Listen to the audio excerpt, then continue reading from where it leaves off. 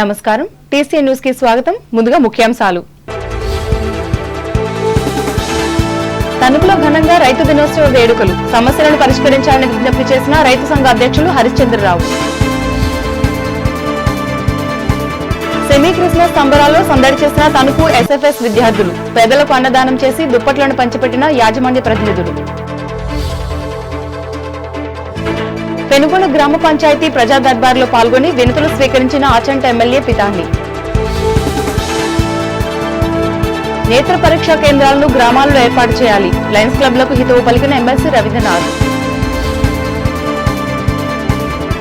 నిబంధనలకు లోబడి అర్జీలను పరిశీలించి పరిష్కరించాలి రాజమండ్రిలో అధికారులను ఆదేశించిన తూర్పుగోదావరి జిల్లా కలెక్టర్ ప్రశాంతి మెరుగైన వైద్య సేవలు అందించేందుకు చిత్తశుద్ధితో కృషి చేస్తున్న కూటమి ప్రభుత్వం కొవ్వూరులో స్పష్టం చేసిన ఎమ్మెల్యే ముప్పిడి రెవెన్యూ వివాదాల పరిష్కారంలో బాధ్యతగా వ్యవహరించాలి పి గన్నవరం మండలంలో ఆర్డీఓలకు తహసీల్దార్కు సూచించిన అంబేద్కర్ కోనసీమ జిల్లా కలెక్టర్ మహేష్ కుమార్ చింతనలంక అగ్ని ప్రమాద బాధితులకు ఆర్థిక సహాయం అందించిన అమలాపురం వెంకటేశ్వర డిగ్రీ కళాశాల రావులపాలెంలో హోరాహోరీగా కొనసాగుతున్న కబడ్డీ పోటీలు ఆధ్వర్యం వహిస్తున్న అసోసియేషన్ అధ్యక్షులు గొలుగూరి మంచుతో నిండిన ద్వారకా తిరుమల శేషాచలకొండ అయినా స్వామిని దర్శించుకున్న భక్తులు జిల్లాలో ప్రతి పల్లెను ప్రకృతి వ్యవసాయ గ్రామంగా తీర్చిదిద్దాలని జిల్లా కలెక్టర్ చదలవాడ నాగరాణి సంబంధిత అధికారులకు సూచించారు పశ్చిమ గోదావరి జిల్లా కేంద్రం భీమవరం కలెక్టరేట్లో జిల్లా వ్యవసాయ శాఖ ఆధ్వర్యంలో సోమవారం ఏర్పాటు చేసిన ప్రకృతి వ్యవసాయ ఉత్పత్తుల ప్రదర్శన విక్రయ కేంద్రాన్ని జిల్లా joint collector T Rahul Kumar రెడ్డితో కలిసి ప్రారంభించి అనంతరం మాట్లాడారు రసాయనాలు లేని ప్రకృతి వ్యవసాయం పంటల రక్షతో పాటు పర్యావరణ పరిరక్షణ ప్రజల ఆరోగ్యానికి శ్రేయస్కరమన్నారు రైతులు ఈ విధానాలను అవలంబించి ఉత్తమ ఫలితాలు సాధించాలన్నారు ఈ కార్యక్రమంలో జిల్లా రెవెన్యూ అధికారి ఎం వెంకటేశ్వర్లు జిల్లా వ్యవసాయ శాఖ అధికారి జడ్ వెంకటేశ్వరరావు జిల్లా ప్రకృతి వ్యవసాయ ఉత్పత్తుల ప్రాజెక్ట్ మేనేజర్ వై నూకరాజులు పాల్గొన్నారు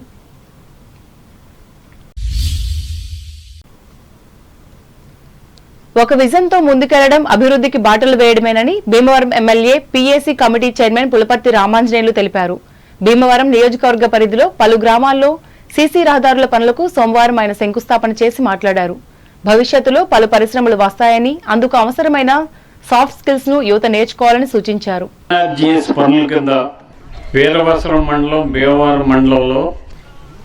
గత నెలల క్రితం 7 కోట్ల రూపాయలతోటి అభివృద్ధి పనులు సీసీ రోడ్లు శంకుస్థాపన చేయడం జరిగింది. దానిలో భాగంగా ఈరోజు 17 పనులు బేతపూడి, తొన్నూరు, యనమదూరు, కొత్తపోతలమూరు, దొంగపన్ని, తోకతిప్ప, దేయాలతిప్ప 87,50,000 రూపాయలతోటి ఈ పనులు చేయడం జరుగుతుంది. అన్నీ కూడా సీసీ రోడ్లు. మన ఎన్డీఏ కూటమి వచ్చిన తర్వాత మొట్టమొదటిసారిగా మన ముఖ్యమంత్రి నారా చంద్రబాబు నాయుడు గారు, మన ఉప ముఖ్యమంత్రి పవన్ కళ్యాణ్ గారి ఆధ్వర్యంలో గ్రామాల అభివృద్ధి చేయాలి, గ్రామాల్లో అన్ని వీధులు కూడా సిమెంట్ రోడ్లు ఉండాలి, ఏ ఒక్క వీధి కూడా సిమెంట్ రోడ్లు లేని వీధి లేకుండా చేయాలని చెప్పి ఆలోచన చేసి గ్రాంట్లు ఇవ్వటం జరిగింది. ఈ కార్యక్రమంలో గ్రామ సర్పంచ్లు తిరుమల యామినీదేవి, ఆరేటి వెంకట సత్య వీరస్వామి నాయుడు, బొడ్డు రేవతి, జల్లా కొండయ్య, ఎంపీటీసీలు పాల్గొన్నారు. జాతీయ రైతు దినోత్సవాన్ని తణుకులో సోమవారం అన్నదాతలు ఆనందంగా జరుపుకున్నారు. ఈ సందర్భంగా టీసీఎన్ ప్రత్యేక కథనం అందిస్తోంది. రైతు సమస్యల పరిష్కారం కోసం నిరంతరం ఉద్యమించిన మాజీ ప్రధాని చౌదరి చరణ్ సింగ్ జన్మదినం సందర్భంగా డిసెంబర్ 23వ తేదీన అన్ని రాష్ట్రాల్లో రైతు దినోత్సవం జరుపుకోవడం ఆనవాయితీగా వస్తుంది. అయితే అన్నదాతకు నేటి వ్యవసాయంలో ఎన్నో సమస్యలను ఎదుర్కొంటూ ఉత్సాహం కరువయ్యింది. పంట దిగుబడిలో, ఆదాయంలో ఇబ్బందులు ఎదుర్కోవాల్సి వస్తుంది. ఈ రంగంలో కొన్నేళ్లుగా పీడిస్తున్న మౌలిక సమస్యలకు సమూల పరిష్కారాలు చూపెట్టినప్పుడే అన్నదాత కళ్లలో ఆనందం కనపడుతుంది. దేశానికి ఆహార భద్రత సమకూరుతుంది. ప్రస్తుత పరిస్థితుల్లో క్వింటాలు దిగుబడికి అయ్యే ఖర్చు కన్నా తక్కువ మొత్తమే మద్దతు ధరగా ప్రకటించడం వల్ల కర్షకులకు ప్రయోజనం ఉండడం లేదు. అప్పులు తెచ్చి అకాల వర్షాలు, ఇతర విపత్తులతో పంట దెబ్బతిని అంతంత మాత్రంగా వచ్చే దిగుబడితో రైతులకు గిట్టుబాటు కావడం లేదు. ప్రతి పంట ఉత్పత్తికి అన్నదాతలు పెడుతున్న ఖర్చులకు, ప్రభుత్వం ప్రకటించే మద్దతు ధరలకు మధ్య పొంతనే ఉండడం లేదు. ఈ పరిస్థితిని మార్చి వాస్తవ దృష్టితో వ్యవహరించినప్పుడే రైతుకు మేలు చేకూరగలదు. లేకుంటే ఇటువంటి దినోత్సవాలు ఎన్ని జరుపుకున్నా ఉపయోగం ఉండదు. ఈ నేపథ్యంలో తణుకు పొలాల మధ్య జరుపుకున్న ఈ దినోత్సవంలో రైతు సంఘం అధ్యక్షులు, పట్టణ ప్రముఖులు కలకర హరిశ్చంద్రరావు మాట్లాడుతూ రైతుల సమస్యలను బాధ్యతగా పరిశీలించి పరిష్కరించాలని కేంద్ర ప్రభుత్వానికి విజ్ఞప్తి చేశారు. ప్రతి రైతు చాలా సమస్యలను ఎదుర్కొంటున్నారు. చాలా చోట్ల ప్రకృతి వైపరీత్యాల వల్ల వచ్చే ఇబ్బందులను అధిగమించుతూ వారి రకరకాలుగా రైతులు నష్టపోతున్నారు. వాళ్ళందరికీ వారికి నష్టపరిహారాలు సాయం చేయాలని మరి మన రాష్ట్ర ప్రభుత్వం వారు ఈ ధాన్యం కొనుగోళ్లు, నీటి పారుదల ఈ సమస్యల్లో కొంత వెసులుబాటు కూటమి ప్రభుత్వం వచ్చిన తర్వాత వచ్చిందని నమ్ముతున్నాం. కొన్ని నీటి సంఘాలు ఏర్పడినాయి. తగిన నీటి సంఘాలు ఏర్పాటు చేయటం చాలా సంతోషం. ఇది 5 సంవత్సరాల నుంచి మూలపడిన నీటి సంఘాలను పునరుద్ధరించి ఈ మన ప్రభుత్వం వారు ఇప్పుడు మనకి ఈ వెసులుబాటు కల్పించారు. ఈ కార్యక్రమంలో తణుకు వేమవరం, తణుకు నీటి సంఘాల అధ్యక్షులు నల్ల భాస్కర్ రావు, నందిన వెంకటేశ్వర్లు, ఈ సంఘాల సభ్యులు నల్ల శ్రీకృష్ణ, నల్ల సుబ్బారావు, కరుటూరి కాశీ విశ్వేశ్వరరావు, సానబోయిన పుల్లారావు, చెల్లిబోయిన ముసలయ్య శెట్టి, నెక్కంటి భాను, గుబ్బల శ్రీనివాసరావులు పాల్గొన్నారు. తణుకులో సెమీ క్రిస్మస్ వేడుకలను సోమవారం అత్యంత భక్తి శ్రద్ధలతో జరుపుకున్నారు. ఈ సందర్భంగా టీసీఎన్ ప్రత్యేక కథనం అందిస్తోంది. ప్రపంచవ్యాప్తంగా క్రైస్తవులు డిసెంబర్ 25న క్రిస్మస్ ను జరుపుకుంటారు. అయితే ఈ పండుగను నవంబర్ 25 నుంచే జరుపుకోవడం ఆరంభమైంది. అందుకే దీన్ని pre Christmas, supposed Christmas, semi Christmas అని పిలుస్తున్నారు. క్రీస్తు శకం 137లో రోమా బిషప్పులలో ఒకరైన టెలిఫోరస్ క్రిస్మస్ ను డిసెంబర్ 25న జరుపుకోవాలని నిర్ణయించారు. క్రీస్తు శకం 336లో డిసెంబర్ 25న రోమా క్రైస్తవ చక్రవర్తి కాన్స్టంటైన్ అధికారికంగా క్రిస్మస్ జరిపినట్లు ఆధారాలు లభించాయి.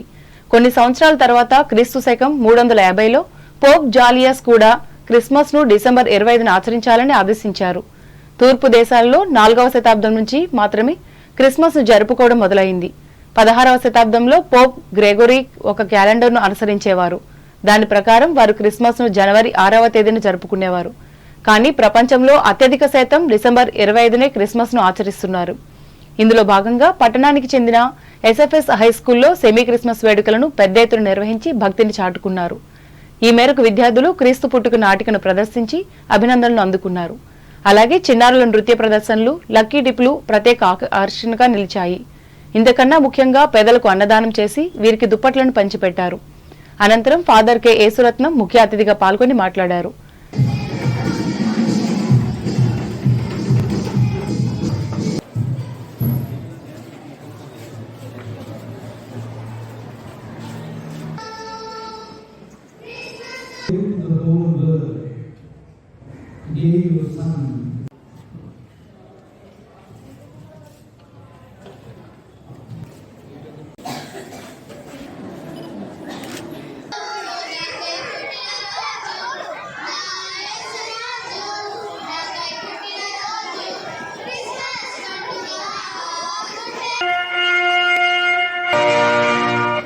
Joseph, there is no room, as their house was over because there was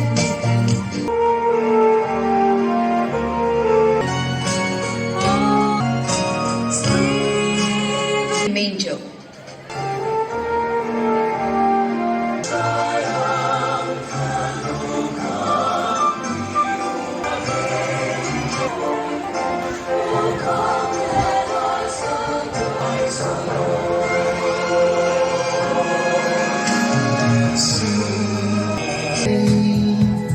And now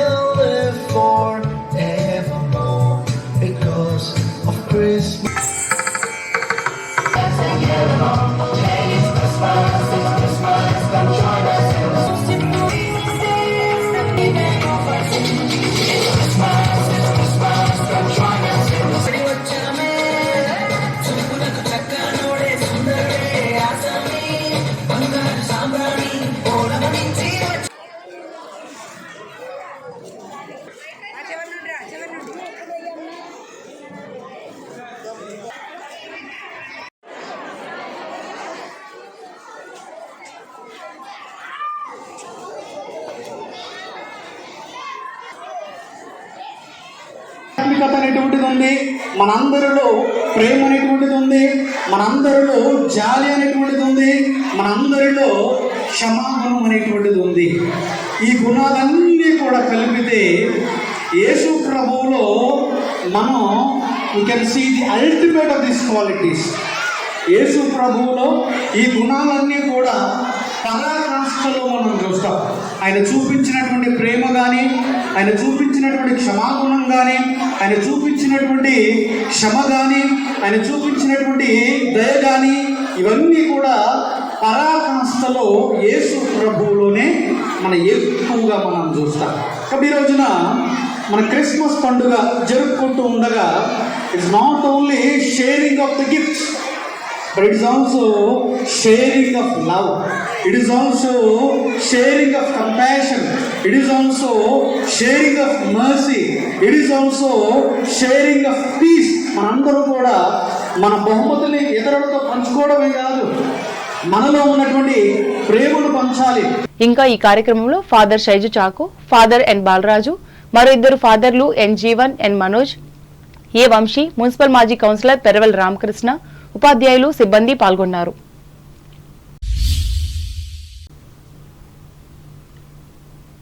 Iragavaram మండలం కె ఇలిందలపరు గ్రామంలో గ్రామ సర్పంచ్ మట్టా నాగరాణి అధ్యక్షతన సోమవారం రెవెన్యూ సదస్సును నిర్వహించారు. ఈ కార్యక్రమంలో స్థానిక ప్రతినిధులు బొల్లంపల్లి వెంకటేశ్వరరావు, పసల నాగు, రెడ్డి గణేష్లు పాల్గొన్నారు. గత 5 ఏళ్ల పరిపాలనంతా నిర్మాణానికి భిన్నంగా కక్ష సాధింపులతో సాగిందని ఆచంట ఎమ్మెల్యే పితాని సత్యనారాయణ ఆరోపించారు. పెనుకొండ గ్రామ పంచాయతీలో సోమవారం నిర్వహించిన ప్రజా దర్బార్లో ఆయన పాల్గొని మాట్లాడారు. ఇందులో భాగంగా ఇళ్ల స్థలాలు, రేషన్ కార్డులు, పింఛన్లు కావాలని ప్రజాందించిన దరఖాస్తులను ఆయన స్వీకరించి మంజూరు కృషి చేస్తానని హామీ ఇచ్చారు. అధికారంకి వచ్చిన ఈ ప్రభుత్వంలో ఎన్నికలు ఏదైతే వాగ్దానాలు చేశామో ఒక్కొక్కటిగా నెరవేర్చుకుంటూనే ప్రధాన భూమిగా ఉండే అనేక రకమైన